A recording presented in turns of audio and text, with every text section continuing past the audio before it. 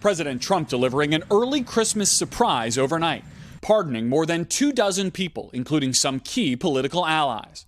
Former campaign chairman Paul Manafort pled guilty to financial fraud and then lying to investigators. Longtime political advisor Roger Stone convicted of lying to Congress, witness tampering, and obstructing a House inquiry.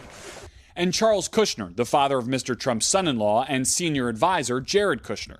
Charles Kushner spent 2 years in prison for tax evasion and lying to the FEC, prosecuted by then U.S. Attorney Chris Christie, who described the case on PBS last year. I mean, it's one of the most loathsome, disgusting crimes that I prosecuted when I was U.S. Attorney.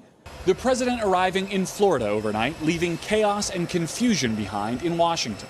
On Tuesday, vetoing the $740 billion annual defense bill, upset over provisions renaming military bases named for Confederate figures, and lawmakers' refusal to change an unrelated set of protections for social media companies. Speaker Pelosi calling the veto an act of staggering recklessness and vowing to bring Congress back after Christmas to override it. But it is the president's apparent threat to veto the $900 billion COVID relief bill that has the country looking to Palm Beach this Christmas. I am asking Congress to amend this bill and increase the ridiculously low $600 to $2,000. An anticipated presidential signature on the bill could have sent $600 stimulus checks and other aid out before New Year's.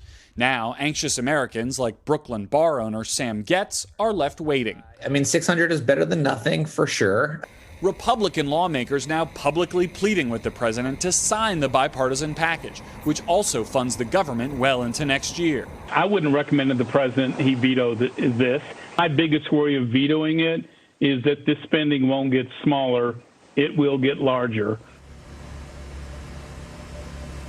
And today, House Democrats will attempt to pass a bill boosting those direct payments from $600 to the $2,000 that the president says he wants. House Republicans are expected to block them, leaving the fate of this entire COVID relief bill hanging in the balance this Christmas Eve.